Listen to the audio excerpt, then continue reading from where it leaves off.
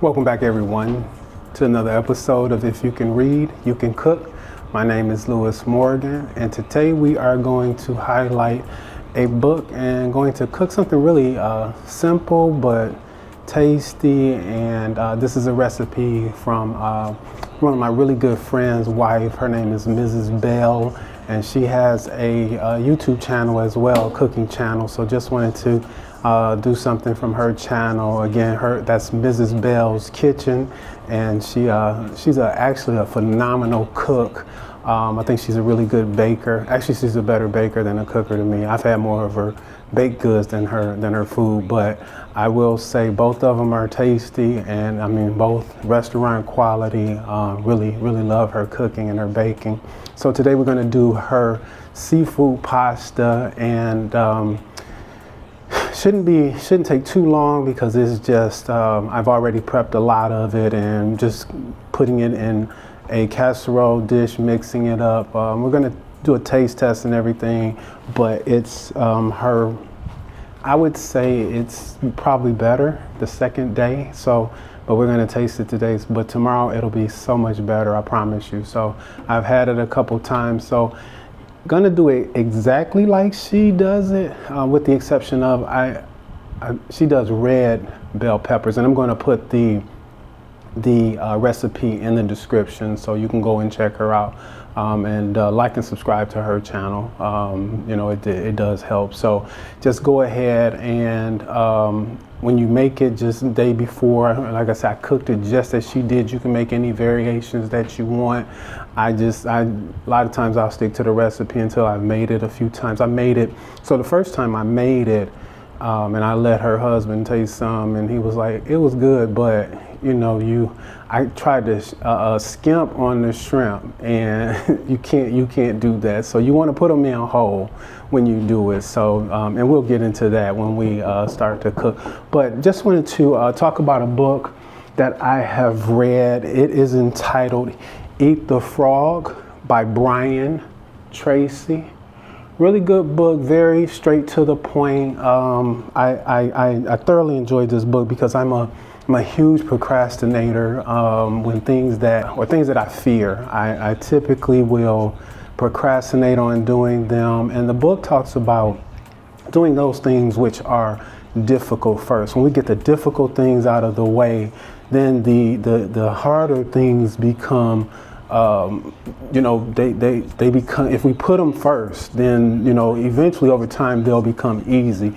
But a lot of times we'll like to try and save those difficult things until the end, and that's what causes the procrastination, at least for me anyway, because I'm thinking about that difficult thing that I have to do and I don't want to do. The easy things are no problem, but a lot of times we'll do those easy things, and then even when we come to those difficult things, it's like we stop right there, you know. So we'll finish, and you know, or get halfway finished, and then we'll start to go into kind of sit mode and be like, okay, well, I don't feel like doing it. So you don't want to do it on the front end, you don't want to do it on the back end.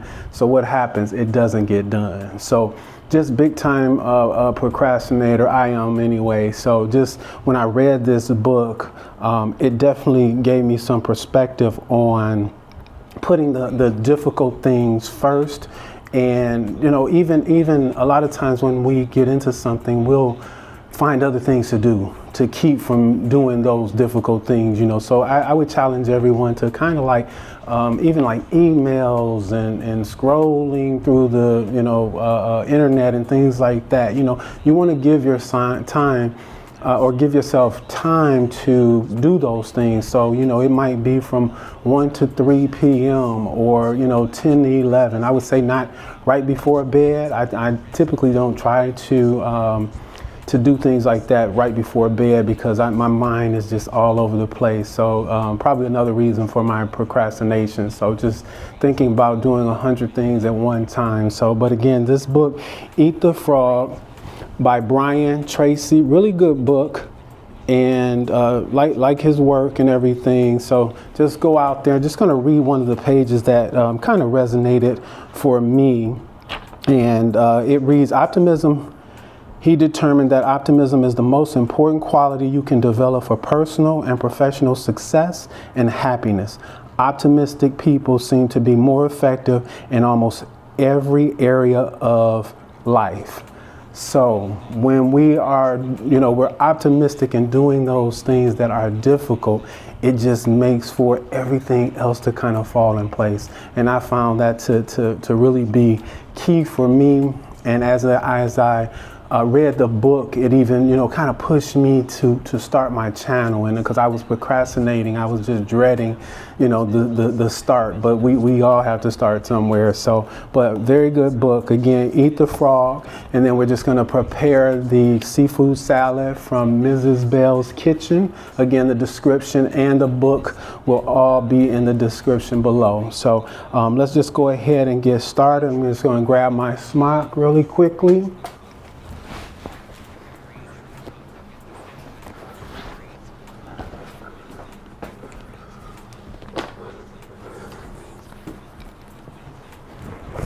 This is, again, really a easy, I guess you can almost, it is a meal. I would say it's a meal because you have, it's vegetables in there, it's your protein, you got your pasta. So I would say it's a meal. I'm just gonna wash my hands.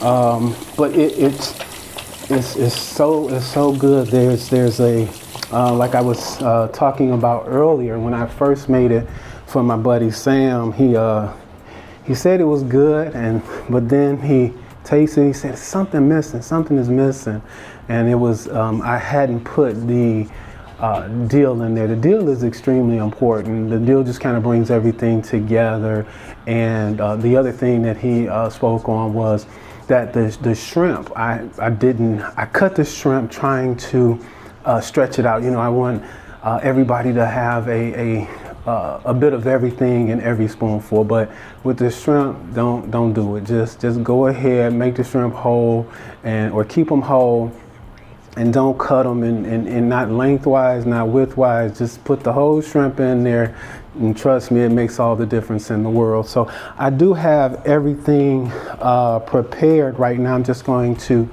mix it, and we will we'll taste it and go from there.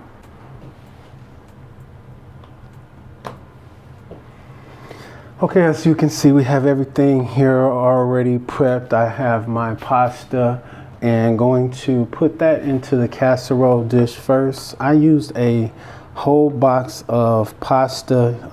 Probably not going to use the whole thing, but if you do, because I don't have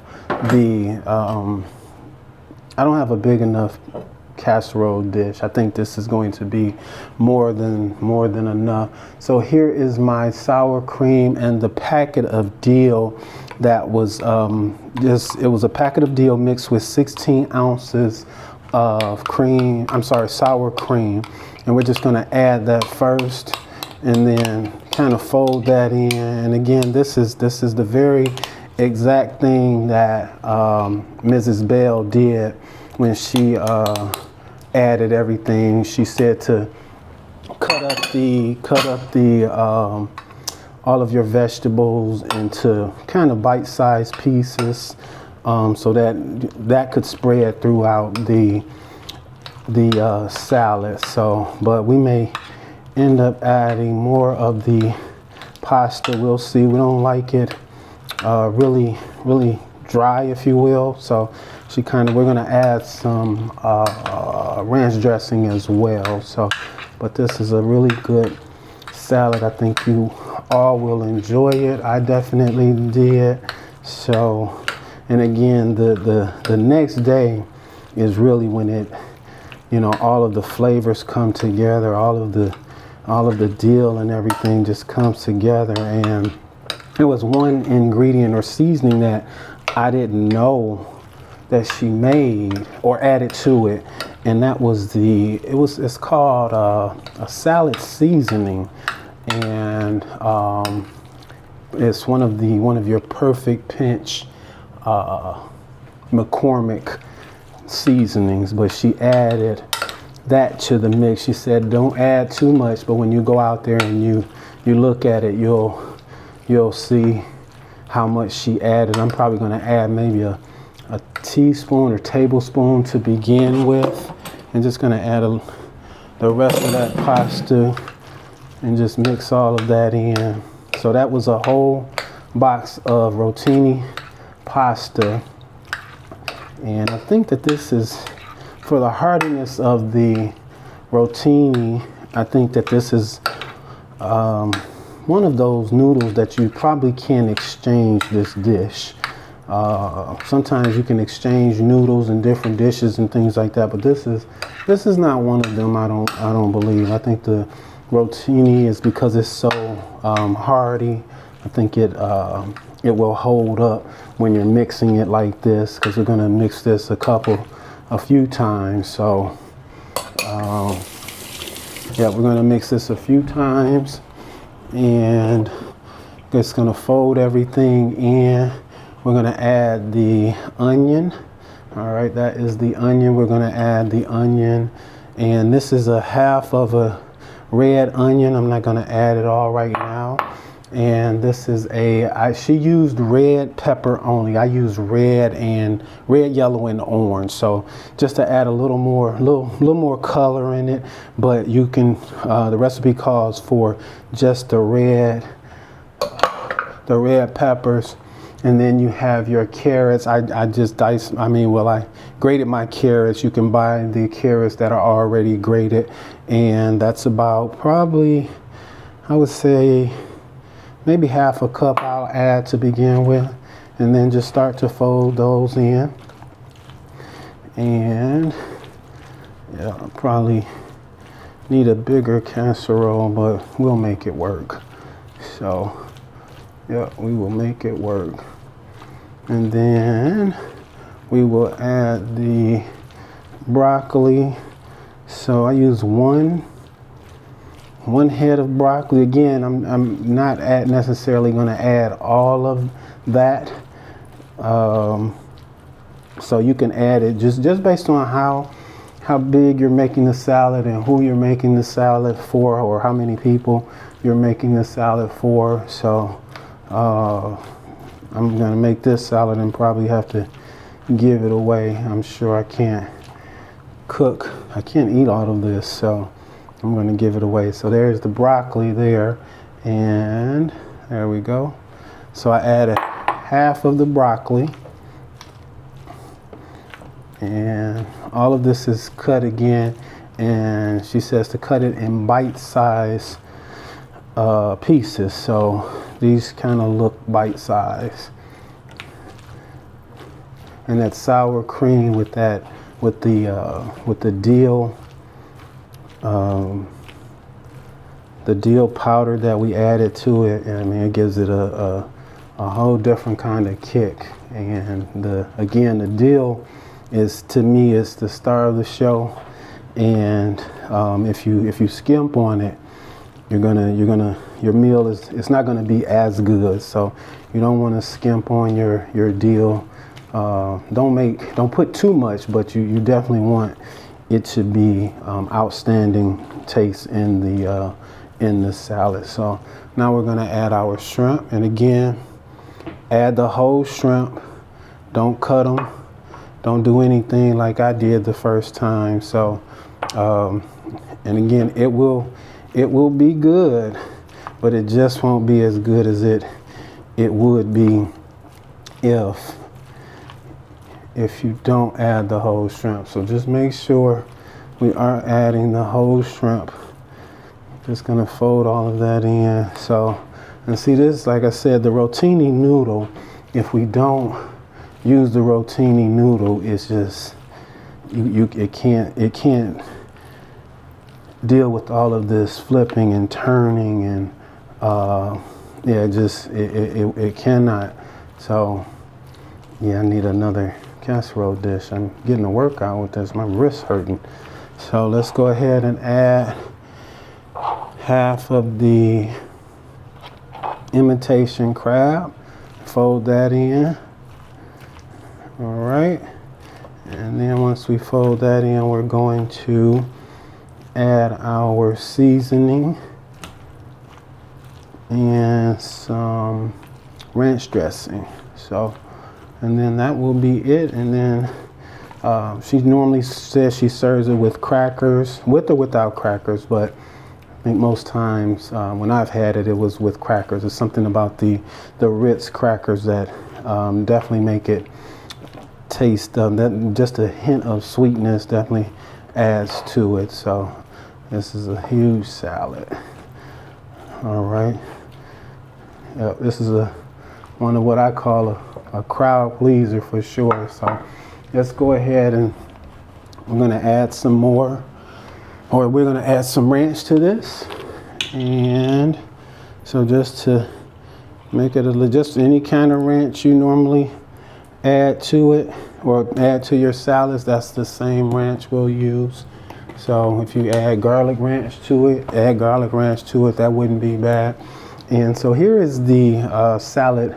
It's called Salad Supreme seasoning, and she said to add not much, but she said this is kind of one of the main ingredients as well. So just gonna add a little bit of that, probably about a teaspoon or so. And here's the deal, probably a tablespoon to maybe a tablespoon and a half of the dill. So once you taste it, you'll know whether or not you want to add more dill. And once you do taste it, you'll see what I say. And even the fact that my buddy told me, that it needed more dill, but once I added more dill to it, it did make all the difference in the world. So, all right, so it's looking good, smelling good. The dill, just to smell that dill and everything. There we go. All right. So I think this is maybe the second time I've made this, second or third time. When I made it for my family, they kind of raved and they were asking for the recipe and everything. And I don't think I think I told them, hey, don't cut the shrimp like I did. So I don't think they did, but this is a beautiful, beautiful salad. So I'll move it over here, let you guys see it. There's that, just absolutely beautiful. All right, and we will plate that up and we will eat up. So, all right, it's looking good. All right, we're gonna get the crackers, put it on here, and that's gonna be it, guys. It's a beautiful, beautiful salad, tasty. All right, we'll taste it, be right back.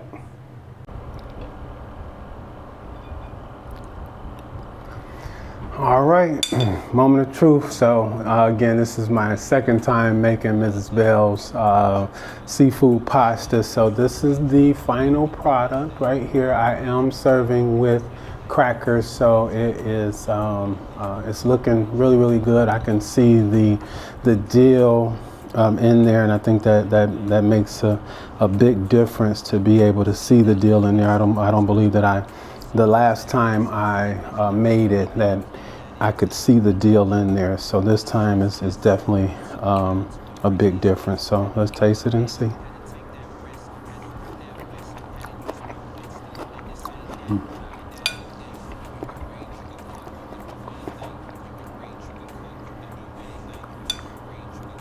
Yeah, it's a hit. I mean, day of or day after. I mean, you can make it a day ahead, but man, this is killer right here, I promise you. Oh wow. So just get some shrimp.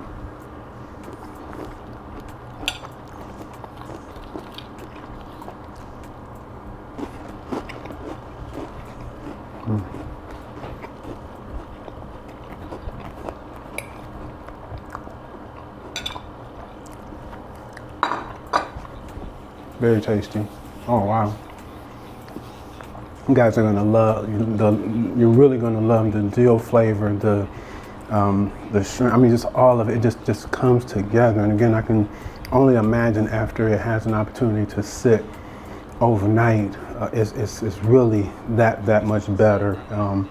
I don't know. It's a simple pasta salad, but one of the best I've ever had. So sure you guys will go out there and you will love it. So again, Mrs. Bell's Kitchen, make sure you go out there and check her out. Like I say, she's got some good stuff. So I'll post her in the description. And also just make sure that you all go out and check out the book, Eat That Frog by Brian Tracy. And again, that's a really good book as well. So until next time, remember, if you can read, you can cook, you can do anything. Thanks a lot, guys. See you later. Bye-bye.